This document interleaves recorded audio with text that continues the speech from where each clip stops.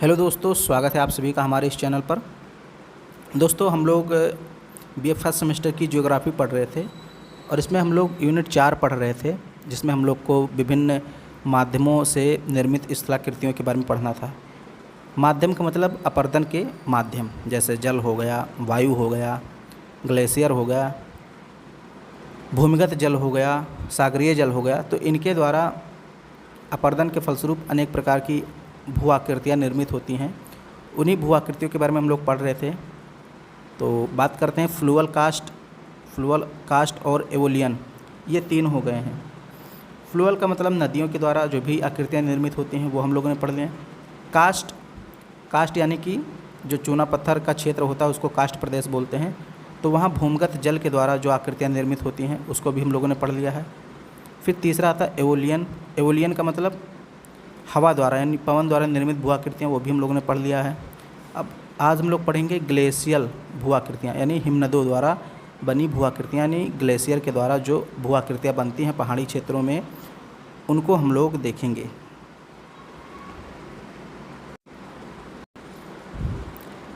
हिमानी द्वारा भी धरातलीय उच्चावच में परिवर्तन होते हैं। यह परिवर्तन मुख्यतः शीत प्रधान प्रदेशों में, शीत प्रधान प्रदेश मतलब जहाँ पे बर्फ़ वगैरह रहती है वहाँ पे, उच्च अक्षांशों में, उच्च अक्षांश का मतलब ध्रुवीय प्रदेश में जहाँ पे ठंड बहुत ज़्यादा पड़ती है, या समुद्र तट से अधिक ऊंचाई पर स्थित बर्फीली क्षेत्रों में होता है। यानी इस प्रकार की जो हिमानी द्वारा स्थलाकृतियाँ बनती हैं वो कहाँ कहाँ बनती हैं? शीत प्रधान प्रदेशों में, उच्च अक्षांशों में, या बर्फीली पहाड़ी क्षेत्रों में जो बहुत ऊंचाई पर होती हैं। ये देखिए, अब यहाँ कुछ चीज़ें हैं जो आप देख लीजिए, अभी मैं पढ़ाऊँगा फिर आपको दिखाता रहूँगा। ये है एरीट, ये एरीट है, ये टॉर्न है गड्ढा टाइप का, और ये हॉर्न है, नुकीला जो सींग का है, सींग जैसा है, ये हॉर्न है। ये सर्क है, ये देखिए ये सर्क बना हुआ है। अभी मैं पढ़ाऊँगा फिर आपको समझ में आ जाएगा। पेटरनोस्टर लेक्स झील है, और ये इधर ग्लेशियल है, यानी बर्फ़ पिघल रही है। ग्लेशियर हिमनद इसको बोलते हैं, हिमनद बोलते हैं, हिमानी बोलते हैं। हिमनद का मतलब ग्लेशियर के द्वारा निर्मित जो नदी होती है उसी को हिमनद बोलते हैं। इस प्रक्रिया के अंतर्गत अनेक नवीन सुंदर दृश्य स्थलों का निर्माण होता है। अब कुछ प्रमुख हैं, जैसे यू आकार की घाटी। सबसे पहले जब हम लोग पढ़ रहे थे नदियों से निर्मित आकृतियों के बारे में, तो सबसे पहले हम लोगों ने पढ़ा था वी आकार की घाटी। जब नदियाँ निकलती हैं पहाड़ों से तो पहाड़ों को काटते हुए निकलती हैं और वी आकार की घाटी का निर्माण करती हैं ऐसे। अब ये जो हिमनद जो है, ये जो हिमानी है ग्लेशियर है, ये यू आकार की घाटी का निर्माण करती है। हिम नदियों के द्वारा लंबवत अपरदन से निर्मित घाटी को यू आकार की घाटी कहते हैं। इनके किनारे खड़े ढाल वाले होते हैं, व तली सपाट व चौरस होता है। मतलब इस प्रकार का होता है, इस प्रकार का थोड़ा होता है यू आकार।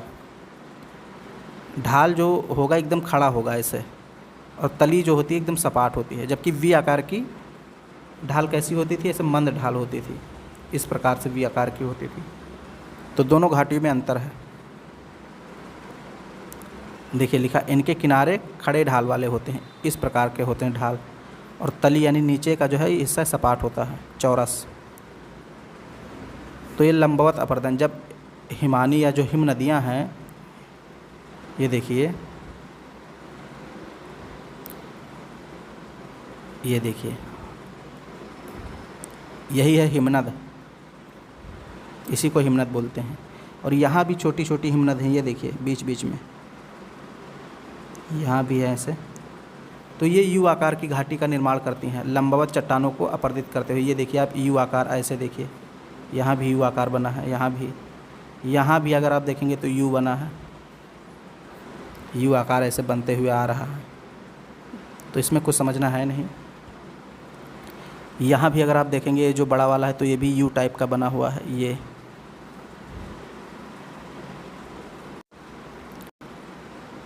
दूसरा है लटकती घाटी, हैंगिंग वैली।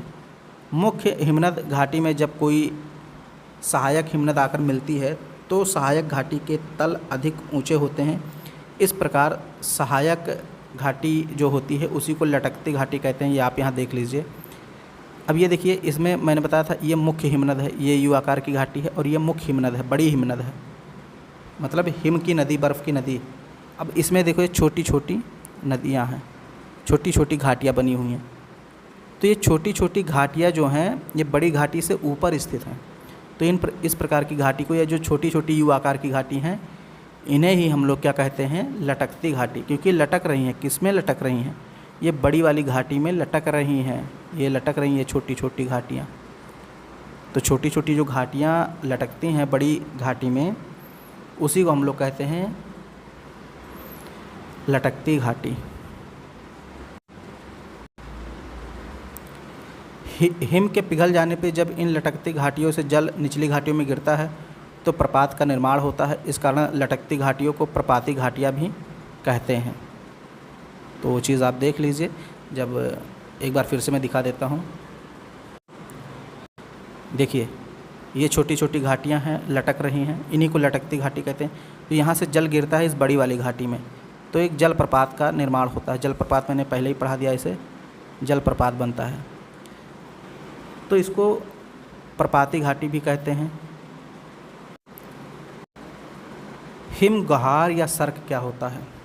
हिम नदियाँ जब पर्वतीय क्षेत्रों से नीचे की तरफ सरकती हुई उतरती हैं तो आराम कुर्सी की तरह संरचना का निर्माण होता है, इसे ही सर्क कहते हैं।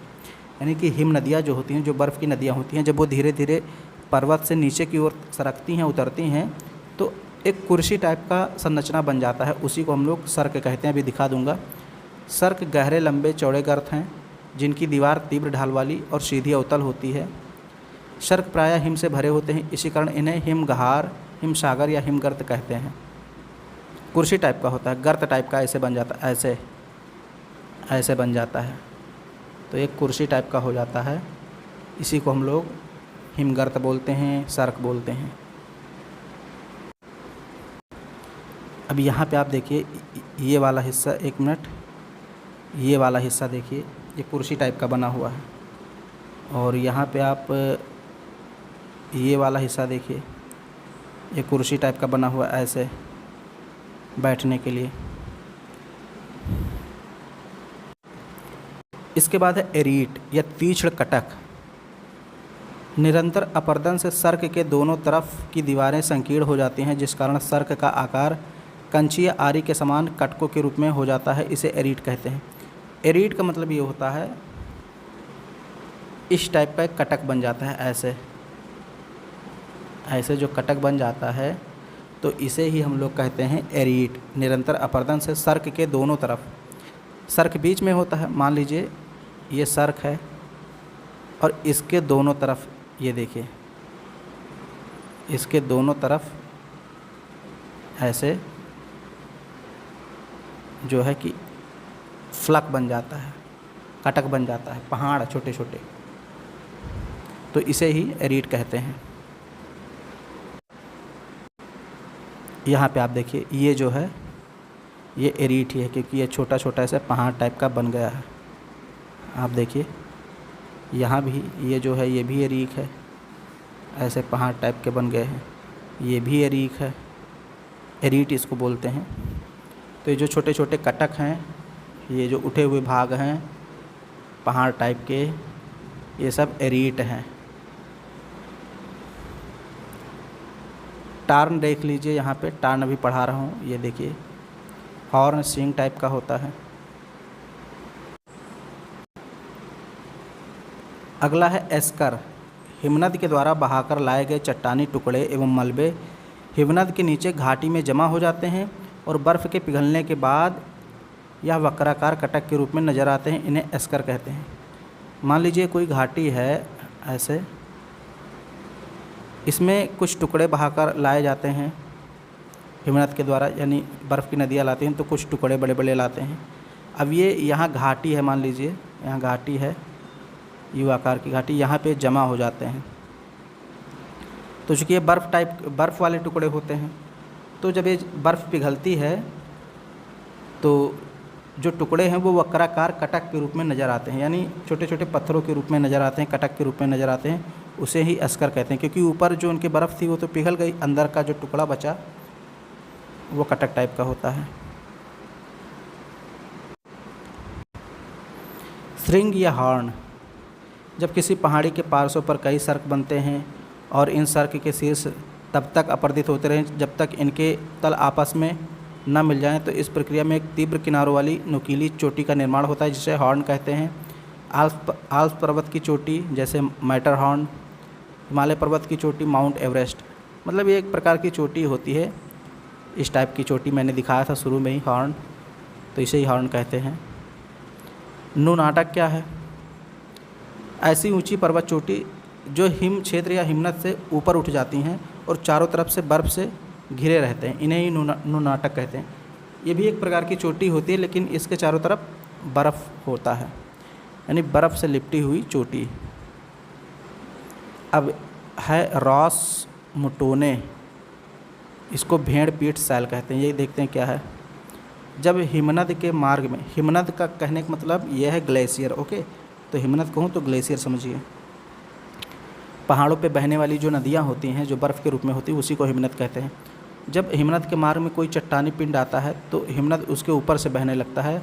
फलतः हिमनद चट्टान के सम्मुख वाले भाग को घर्षण से चिकना कर देते हैं एवं विपरीत भाग को तोड़ फोड़ के कारण खुरदरा कर देते हैं। इस प्रकार से निर्मित संरचना भेड़ के पीठ जैसी दिखाई देती है, इसलिए इसे भेड़ पीठ सैल कहते हैं। ये देखिए, अब मान लीजिए इधर से हिमनद आ रहा है, यानी नदी बह रही है, तो इससे क्या होता है, इधर तो चिकना है, आगे क्या हुआ, सीधे जो है नदी ऐसे आगे गिर जाती पत्थरों के साथ तोड़ फोड़ करके, तो इधर का भाग खुरदुरा हो गया और एक तरफ का चिकना है, तो यही भेड़ पीठ सैल कहलाती है। चूँकि ये जो चट्टान है आगे वाली, ये थोड़ी ठोस है तो इसको अपरदित नहीं कर पाई, नदियाँ यहाँ से सीधे ऐसे ऊपर चढ़ी फिर गिर गई। वही चीज़ है, जब किसी हिमनद के मार्ग में कोई चट्टानी पिंड आता है तो हिमनद उसके ऊपर से बहने लगता है। अब ये देखिए, मैंने बताया ना कि जो हिमनद ऐसे आया फिर इसके ऊपर चढ़ गया, ऊपर से बहने लगा, और हिमनद चट्टान के सम्मुख वाले भाग को घर्षण से चिकना कर देता है। अब ये वाला जो भाग है ये तो चिकना है, घर्षण से चिकना कर देता है एवं विपरीत वाले भाग को तोड़ फोड़ के कारण खुरदरा कर देता है। अभी इधर वाला भाग देखिए, ये खुरदरा हो गया, देखिए कितना खुरदरा है, ऐसे ऐसे है।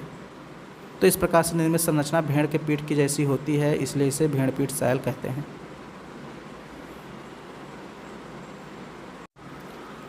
अगली आकृति है हिमोड़।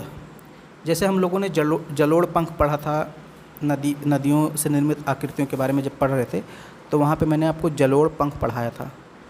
यानी कि जब नदियाँ पर्वत से उतरती हैं, मैदानों में पहुँचती हैं, तो मैदानों में वे अवसादों को इकट्ठा कर देती हैं, वहाँ पे डाल देती हैं,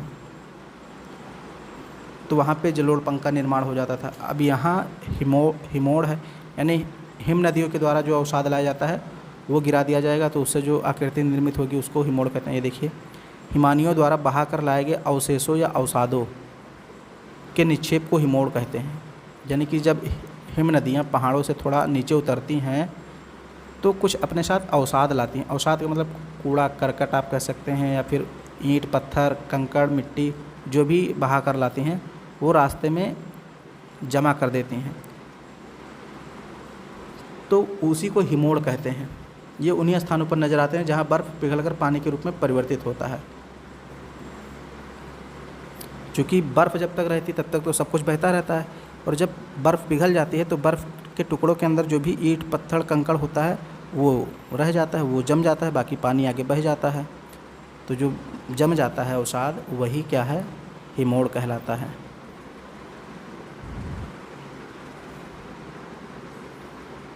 मोरेन्स,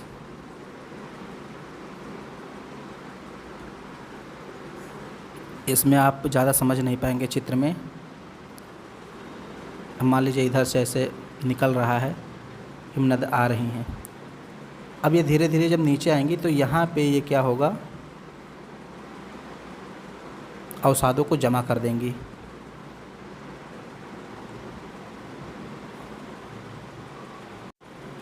अंतिम जो है हिमोड टीला या ड्रमलिन। जब हिमानियों के तल पर गोलास्म मृत्तिका का जमाव उल्टे नौका या कटे हुए उल्टे अंडे के समान टीले के रूप में होता है तो इस प्रकार निर्मित स्थलाकृति को ड्रमलिन कहते हैं। मतलब इसमें भी क्या होता है, अवसाद इसमें भी जमा होता है, लेकिन इसमें किस प्रकार की आकृति बनती है, उल्टे नौका के रूप में आकृति बन जाती है। इस प्रकार की बन जाती है आकृति, जैसे उल्टा अंडा नहीं होता है या नाव उल्टा रखी हुई, तो इस प्रकार निर्मित स्थलाकृति को ड्रमलिन कहते हैं। ये विशेष प्रकार के सीधे और गोल टीले वाली पहाड़ियाँ होती हैं जिनके आधार दीर्घवृत्ताकार होता है। ड्रमलिन का हिमनद सम्मुख भाग स्टॉस कहलाता है, जो पृष्ठ भागों की अपेक्षा अधिक तीव्र ढाल वाला होता है। ड्रमलिन मुख्य रूप से समूह में मिलते हैं। इन स्थलाकृतियों को अंडे की टोकरी या अंडे की टोकरी की स्थलाकृति कहते हैं। ये देखिए सारे ड्रमलिन हैं, मैंने आपको बताया ना अंडे के आकार इस टाइप के।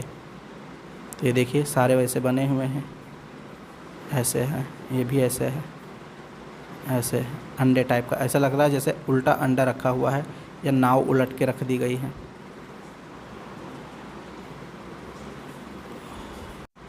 तो इतनी चीज़ें थी हिमनद द्वारा जो भी आकृतियाँ बनी थी हम लोगों ने पढ़ लिया है। अब आगे हम लोग पढ़ेंगे सागरीय जल के द्वारा निर्मित आकृतियों के बारे में। उम्मीद करता हूँ आपको समझ में आ रहा होगा। एक दो बार और पढ़िए, इसको लिखिए अपनी कॉपी में और चित्र बनाइए। गूगल पे जाइए, सर्च कीजिए, वहाँ चित्र को देखेंगे तो और समझ में आएगा। वीडियो पसंद आए तो उसको लाइक कर दीजिए। चैनल पे पहली बार आए हैं तो चैनल को सब्सक्राइब कीजिए, सभी दोस्तों में शेयर कीजिए।